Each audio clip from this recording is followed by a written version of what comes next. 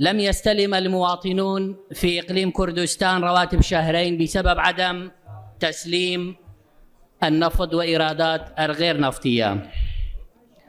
لماذا لا تتخذ الحكومة الاتحادية إجراءات قانونية ضد من لا يستلم النفط والإيرادات غير النفطية إلى المالية الاتحادية؟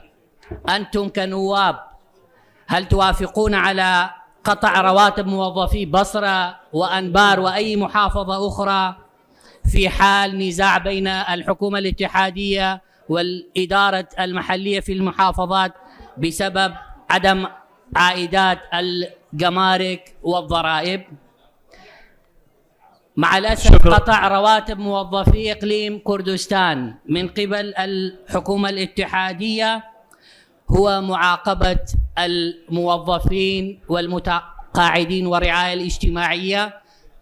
الضروري حكومة الاتحادية يعاقب من لا يستلم النفط وإيرادات غير النفطية. شكرا سيد النائب.